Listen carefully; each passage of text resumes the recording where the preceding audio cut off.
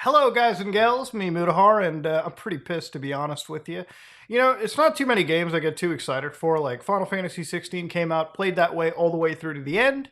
On the second playthrough, absolutely loving it. Okay, might be one of my favorite Final Fantasy games out there. I know that might be a hot take to some people. I enjoy it. Okay, it's cool. You know, I played some Diablo 4, and I enjoyed my first like 20 hours of the game until like I'll be real, by like the second act of most games. It's just like, get it over with, bro. I want to see the credit screen, all right? This has gone on for way too long.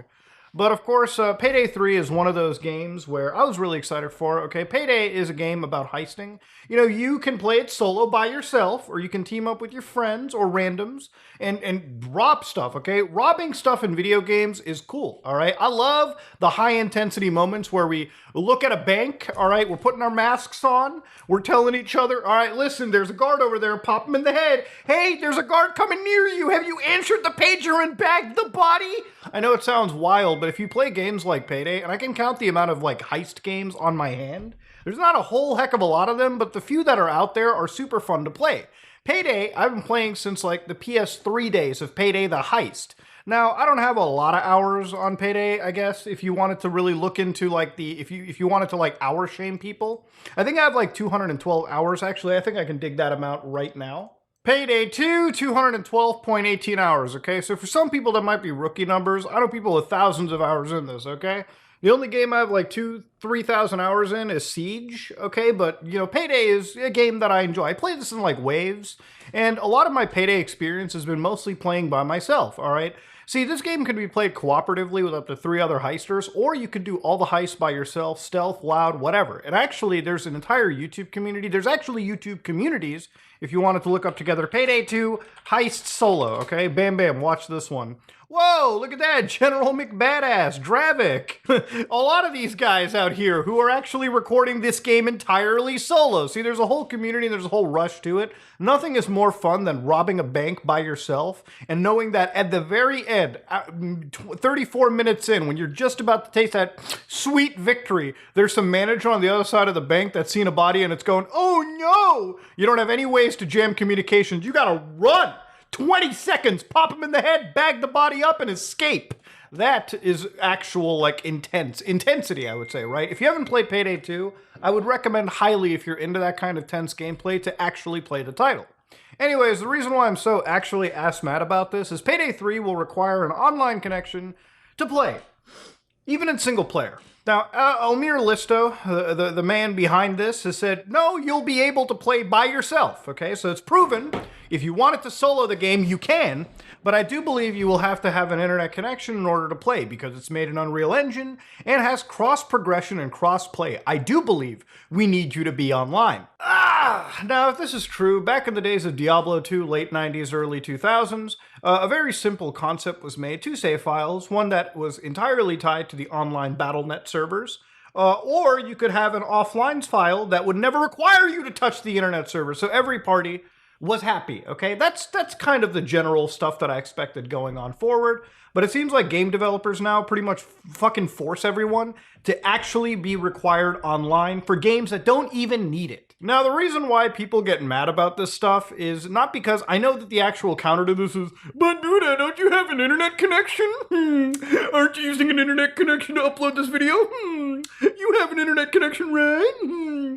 I know there's a lot of like idiots that say that, yeah, I have a great internet connection. I have an internet connection. That's awesome. You know the problem with requiring internet-only services is sometimes those services fail. And you know, Diablo 4, run by Activision Blizzard, one of the biggest in the industry, you know, they run indie MMO games like World of Warcraft.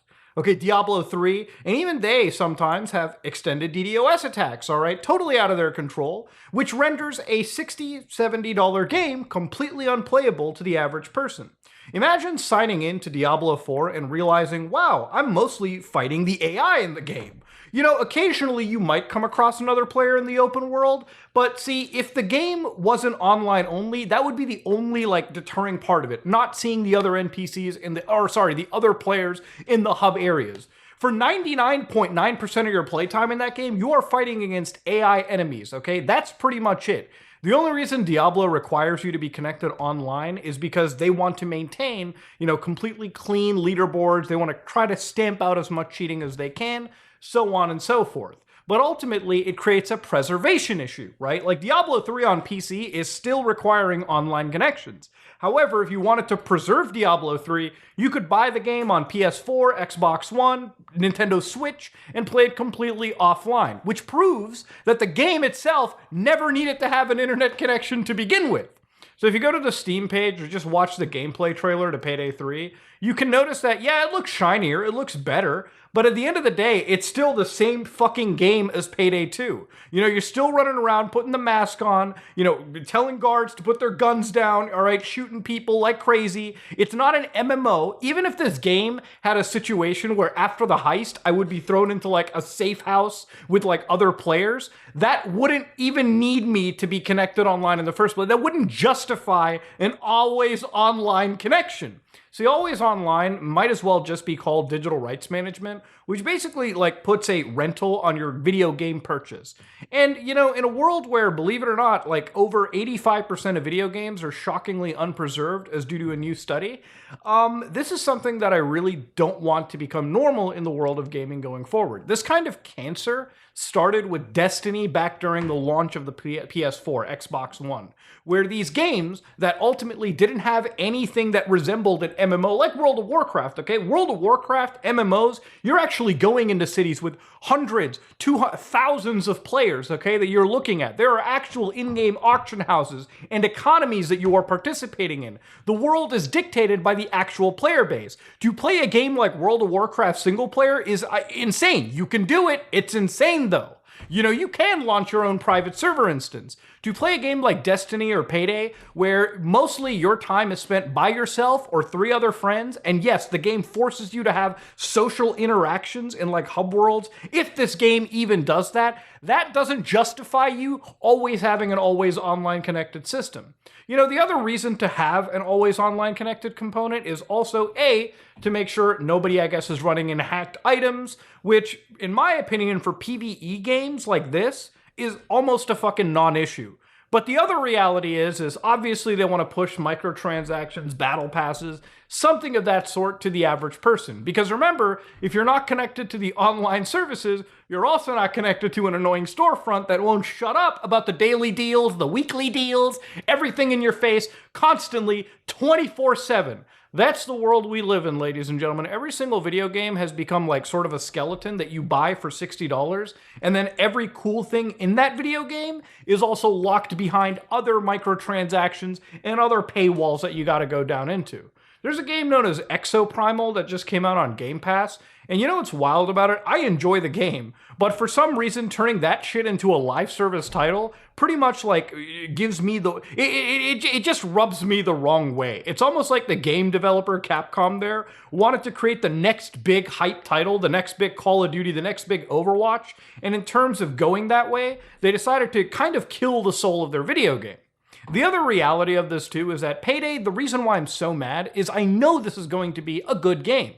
You know, Payday games are not bad titles. They're fun titles. It's the reason why I put over 100 hours into Payday 2 alone. It's because I'm sitting around doing heists. There are heists in this game that I haven't done yet because there's so much content that keeps getting added. If you fall off the Payday train for like 2 months, you'll come back to a bevy of content that you'll enjoy. And as you do that content, you can do it with your friends, but I mostly do it solo. I find a challenge in playing these games solo. Nothing gets me excited than doing the biggest bank heist in the world by myself with very limited resources and pulling that shit off by the skin of my teeth.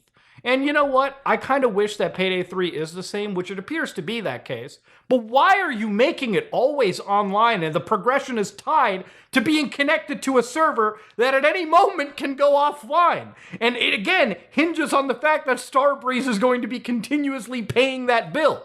Now, if it comes out after like 8-9 years that they don't have to pay this bill anymore, then it's just proven this fucking always online bullshit was nonsense to begin with. It's just DRM. It kills the ability to play it on like the Steam Deck, the Aya Neo, the Rogue Ally, whatever mobile handheld gaming device that you have. Dude, I would wager 25% of my Payday playtime has been on airplanes and airports with shoddy Wi-Fi. But you know why I was playing Payday 2? Because like a lot of other PC games, shit ran without the internet to begin with, as it should have.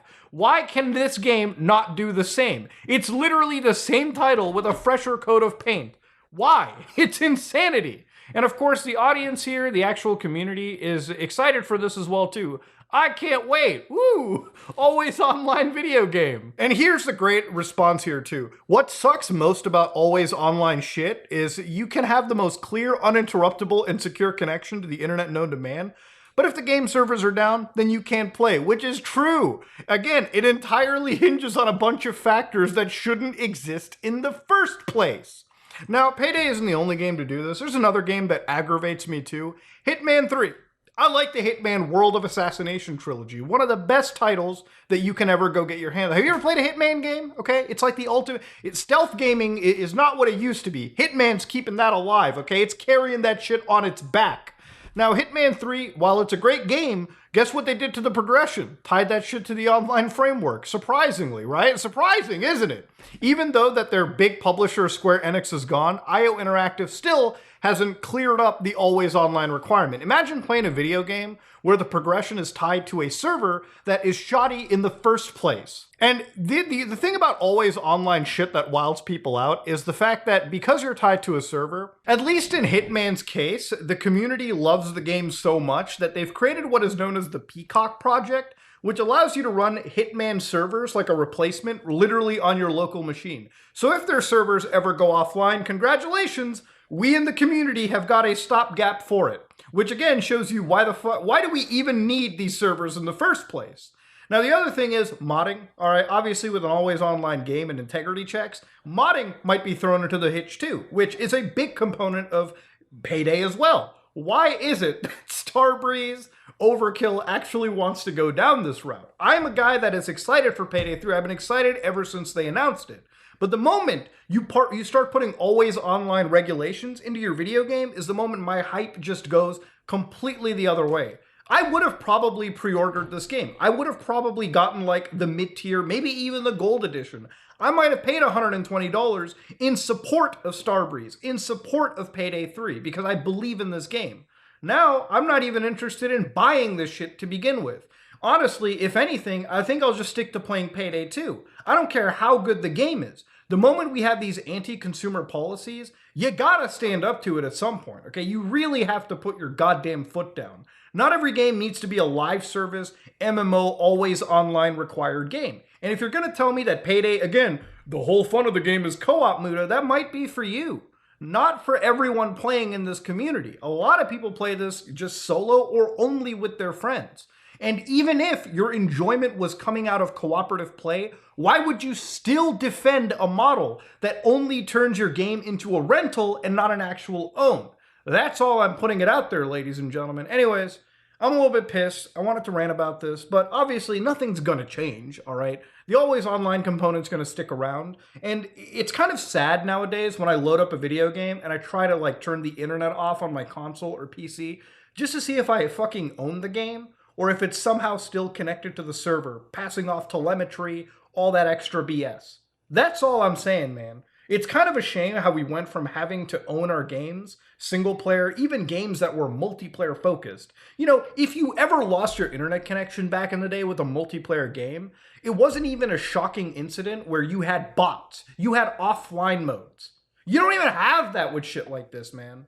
Insanity. Anyways, though, this is me, Mutahara, and yeah, I'm out.